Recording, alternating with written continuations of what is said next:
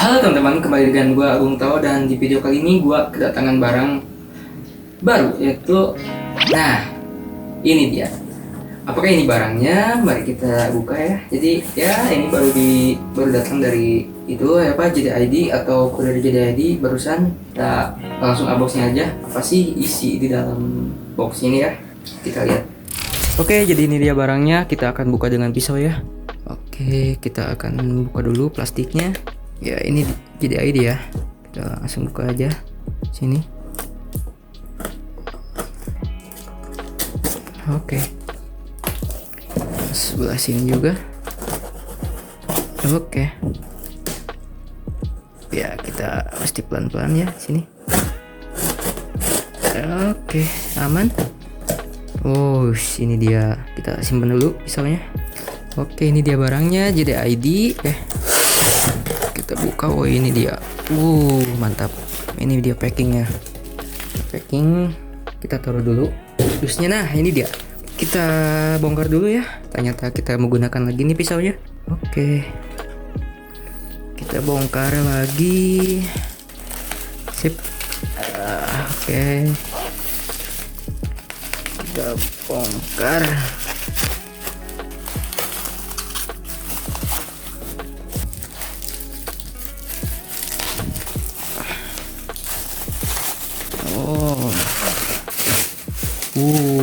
Ini ya. Oh, maaf terbalik. Ya. MatePad T10. Di sini cuman kotak biasa aja, putih seperti biasanya, dan sini ada spesifikasi singkat mungkin ya. Di sini ada 97 inch IPS display, terus dual stereo speaker, powerful performance, dan multi layered eye protection. Dan ya, ini dia MatePad T. ROM 32GB, RAM 2GB ya. Ya, ini sayang sih masih 2GB, nggak kayak MatePad T10s ya yang dia udah 3GB. Ya, jadi ini barangnya kita akan buka sekarang.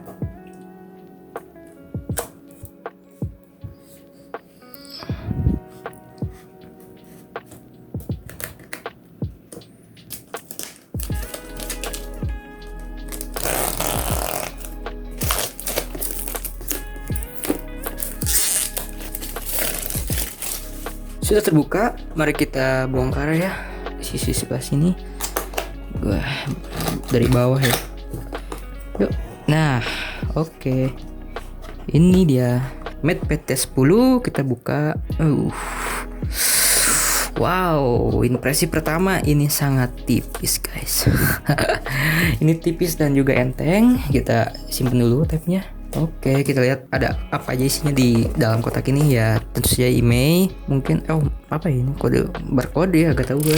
Oke teman-teman, kembali lagi dengan gua Agung Tao, dan ya ini meneruskan video yang kemarin kita unboxing ya. Jadi setelah gue unboxing ya, gua melanjutkan videonya beberapa hari ya kemudian. Nah, ini dia, dan gue sudah belikan case-nya ya, yang seharga 100.000 lebih, kalau gak 120-an kayaknya, dibeli di commerce ya, di Tokped kalau gak salah ya. Dan ya, kita akan buka. Ini dia, dan ya gue juga sudah pasang ini ya, tempered glass juga gitu kan. Oke, kita coba hidupkan. Nah, ini adalah tampilan awal. Jadi dia ya, karena ini tablet, kita bisa lakukan orientasi ya di segala macam play gitu kan. Karena ini tablet, beda sama HP ya, hanya aplikasi-aplikasi tertentu saja. Jadi ini ya tampilan awal dari Huawei MatePad tersebut ya. Kemudian ya seperti tablet pada biasanya gitu kan, maksudnya dengan sistem operasi Android 10 dengan disupport oleh apa sih itu, EMUI ya. Nah, ini EMUI 10,1, dan gua juga udah melakukan upgrade gitu kan. Di sini ya resolusinya sayang banget ya, ini resolusinya masih HD gitu kan. Resolusinya masih HD, belum full HD gitu kan. Ya, tapi so far ini cukup gitu kan untuk sehari-hari, maksudnya untuk menonton YouTube, apa sih, membuka browser, googling gitu kan. Mungkin pekerjaannya juga masih oke gitu kan. Kita coba 4K video gitu kan, melihat kejernihan, maksudnya bagaimana dia bisa melakukan apa sih hasil warna yang diberikan. Ya, di sini cukup bagus gitu kan, maksudnya ya masih cukup jernih gitu kan dengan layar 10 inch ini ya, lebih tepatnya 9,7 inch gitu kan, karena dia itu MatePad T10 itu lebih kurang berapa inch dari T10s gitu kan ya. Masih so far so good, masih oke lah gitu buat nonton YouTube juga gitu kan ya. Kemudian layarnya juga ini 9,7 inch yang tadi gua bilang itu kan, 1290 kali 800 pixel HD. Kemudian chipsetnya sendiri ini ya dia ditenagai oleh Kirin 710 2 GHz ya, 12 nanometer ya, ada 8 core gini di sini dengan GPU ARM dan Mali gitu kan, atau renderannya Mali gitu kan ya. Gue juga kurang terlalu paham, cuman kemudian di sini juga ya chipsetnya seperti itu dengan RAM ya, ini RAM-nya sih 2 GB ya gitu kan. Sini juga dari 2 GB juga, totalnya yang bersih itu cuma 1800 itu kan. Dan setelah kita lakukan aplikasi instalasi segala macam ya, sini cuma sisa 800 MB gitu kan. Ya sangat sedikit gitu kan, maksudnya jika kita melakukan multitasking ya ini sangat kurang gitu kan ya. Beratnya dia cuman 400 graman gitu kan kalau tidak salah ya. Gue udah lihat sih di sini cuman 400 gram lebih gitu kan, jadi sangat enteng gitu kan. Tapi ketika gue udah tambahin ini sih case-nya ini jadi agak berat dikit ya, mungkin karena ya ini case-nya agak berat sih maksudnya, tapi keberat ini buat bisa lebih kokoh gitu kan. Oke. Kemudian dari segi apa sih, speaker gitu kan ya. Speaker di sini sudah kita tersedia 2 buah gitu kan, 2 buah speaker di sini, 1 dan ini di atasnya 1 guys. Yuk, ini 1. Jadi dia punya 2 ya.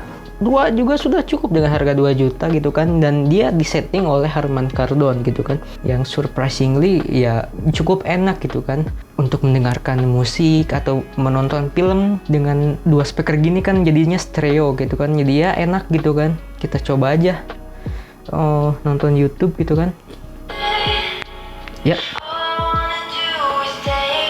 Ya mungkin nggak tahu sih di situ kedengarannya kayak gimana ya, cuman di sini ya udah cukup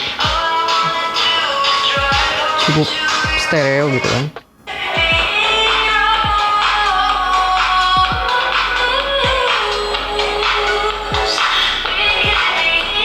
Nah ini volume paling tinggi ya, cukup asik sih gitu kan.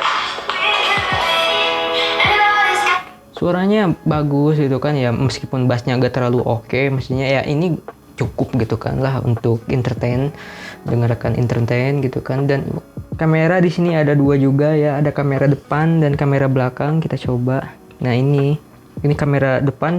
Kamera depannya so far menurut gua lebih bagus dibanding kamera belakang gitu kan ya. Kalau kamera belakang ya sama sih, maksudnya kalau kamera belakang emang di sini 5 megapiksel ya. Kamera depan itu 2 megapiksel ya. Dan resolusi video ya di sini sudah full HD dua-duanya ya. Ya meskipun nggak sampai 2K atau 4K, ini sangat cukup gitu kan buat Zoom gitu kan, buat pembelajaran online, buat kerja online gitu kan. Tab MatePad 10 atau MatePad T10 sebenarnya lebih dikhususkan untuk anak-anak gitu kan, makanya di sini ada aplikasi namanya Kid Corner gitu kan. Jadi apps ini digunakan untuk, jadi ketika anak-anak itu menggunakan HP ini, kita bisa atur mulai dari cahaya, apapun itu. Jadi sampai buka notifikasi juga gak bisa ya di sini kan. Kita gak bisa keluar loh. Ya bisa gitu kan. Duh kan, kita gak bisa keluar. Untuk keluar juga harus memasukkan PIN gitu kan. Jadi ini aplikasi ini bisa untuk digunakan sepenuhnya untuk anak-anak gitu kan. Anak-anak misalkan di sini bisa merekam suara gitu kan. Di sini ada apps-nya, ada kamera rekam suara yang ya gambarnya juga lucu-lucu gitu kan, yang dikhususkan memang buat anak-anak gitu kan. Tuh kameranya juga ada layout yang lucu gitu kan, dan ada juga yang terkunci di sini apa gitu kan, toko aplikasi anak. Ups, aplikasi ini kunci, minta mama atau apapun untuk membukanya gitu kan. Coba kita masukkan aja ya. Gue juga belum nyoba bener-bener sih. Wah, jadi ya ini Huawei App Gallery yang di dalamnya cuman game-game anak-anak doang gitu kan, game-game buat anak gitu kan di sini. Jadi ya buat anak kecil ini sih udah oke gitu kan, maksudnya dia aplikasinya bagus gitu kan, dan tidak sembarang anak menggunakan kebebasan di tablet ini gitu kan. Ya ada kamera, lukisan, tuh ada lukisan ya. Ini tempat ngelukis gitu kan ya. Dan kalau misalkan dibanding dengan, jadi ini tuh ada dua versi ya. Kalau kita beli tablet ini ada yang kayak gini gitu kan. Yang gua beli ini cuman tabnya aja gitu kan, biasa, nggak ada banding aksesoris untuk anak-anak. Kalau untuk banding aksesoris anak-anak itu harganya sampai 2,8 jutaan kalau nggak salah. Dan itu apa ya, sudah dikasih stylus gitu kan, buat gambar gitu kan, buat gambar kayak gini ya. Anak-anak kan suka gambar maksudnya kan gitu kan. Kemudian banyak hal juga settingan di sini kita bisa atur gitu kan. Dan ya untuk mengatur settingan juga harus ada password PIN dari orang tua gitu. Ya emang terus agak ribet kan ini kuncinya.